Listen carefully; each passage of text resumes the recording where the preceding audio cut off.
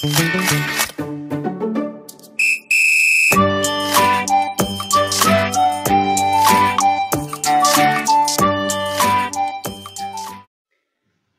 My dear students, আমি তোমাদের Subhadeep sir. Welcome back to my channel digital coaching class. আজকে আমরা পড়ব সেই দশম শ্রেণীর ভূগোল। আজ দশম শ্রেণীর ভূগোল দ্বিতীয় অধ্যায়ের আরো অনেক গুরুত্বপূর্ণ প্রশ্ন নিয়ে আলোচনা হবে বিষয় নিয়ে। তো আজকে ফার্স্ট যে বিষয়টা নিয়ে আলোচনা করব সেটা হচ্ছে তাপমণ্ডল। অনেক সময় এটা 3 নম্বরের প্রশ্ন আসছে যে পৃথিবীর প্রধান তাপমণ্ডলগুলোর বিবরণ দাও। তো আজকে সেই তাপমণ্ডল সম্বন্ধে জানবো। ফার্স্ট আমরা জানি আগে যে এই তাপমণ্ডল ব্যাপারটা কি। তাপমণ্ডল হলো একই উষ্ণতাযুক্ত অঞ্চলগুলিকে বলা হয় তাপমণ্ডল।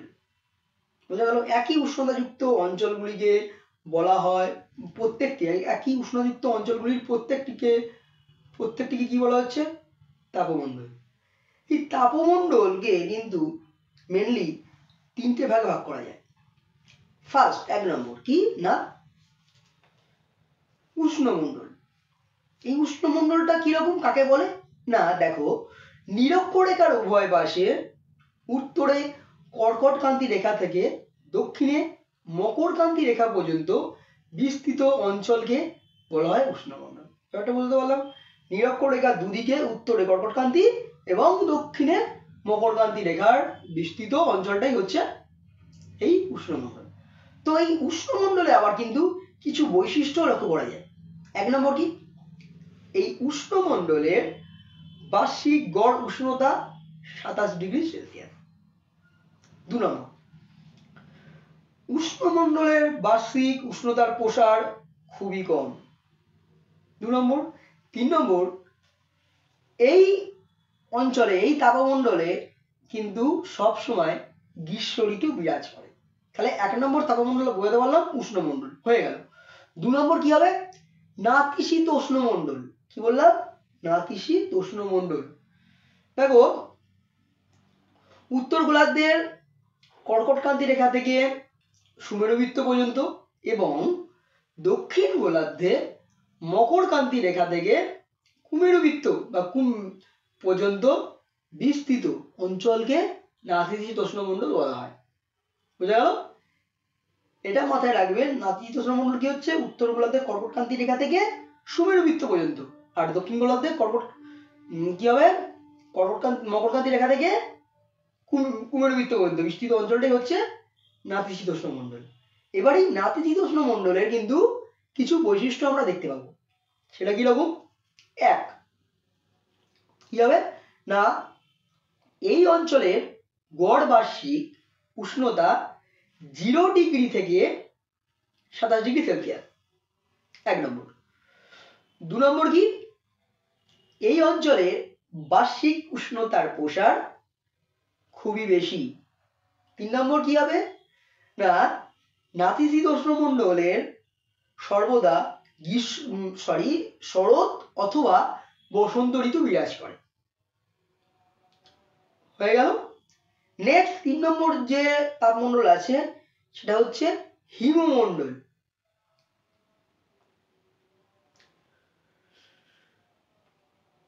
দুই মেরু অর্থাৎ সুমেরু ও কুমেরু থেকে সুমেরুবৃত্ত ও কুমেরুবৃত্ত থেকে মেরু পর্যন্ত বিস্তৃত অঞ্চলই হলো হিমমণ্ডল। হিমমণ্ডলে আবার কিছু বৈশিষ্ট্য আছে। সেটা কি? 1, হিমমণ্ডলের উষ্ণতা সবসময় হিমাঙ্কের নিচে থাকে, অর্থাৎ 0-র নিচে। 2 নম্বর কি, এই তাপমণ্ডলের বার্ষিক উষ্ণতার প্রসার বেশি থাকে। 3 নম্বর কি হবে না এই তাপমণ্ডলের কিন্তু সর্বদাই শীতকাল বিরাজ করে। তাহলে তাপমণ্ডল কি, কত প্রকার এবং তার বৈশিষ্ট্য আশা করছি আমি ক্লিয়ার করতে পেরেছি। এবার এর সাথে একটা গুরুত্বপূর্ণ বিষয় জড়িত আছে, সেটা হচ্ছে কি তাপ বিষুবরেখা। সেটা ব্যাপারটা কি না দেখো, একটি নির্দিষ্ট দিনে প্রতিটি দাগিমায়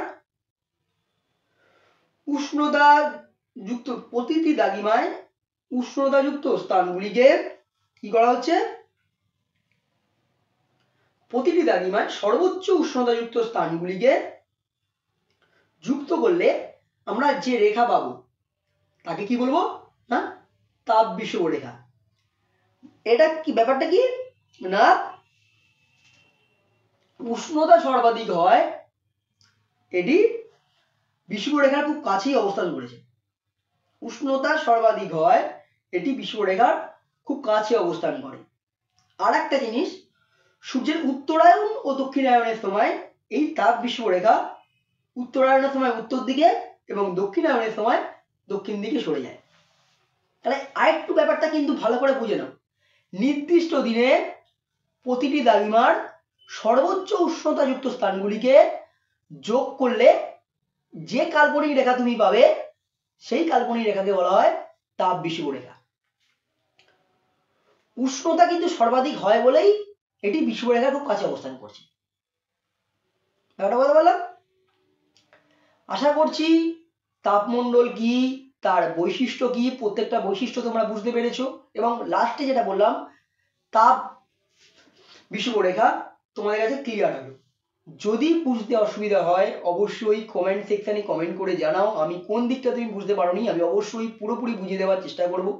আর একটাই রিকোয়েস্ট, যদি ভালো লাগে ভিডিওটা, যদি বুঝতে পারো, যদি মনে হয় ঠিকঠাক আছে, অবশ্যই কিন্তু শেয়ার করো, প্রচুর বন্ধুকে শেয়ার করো এবং লাইক করো।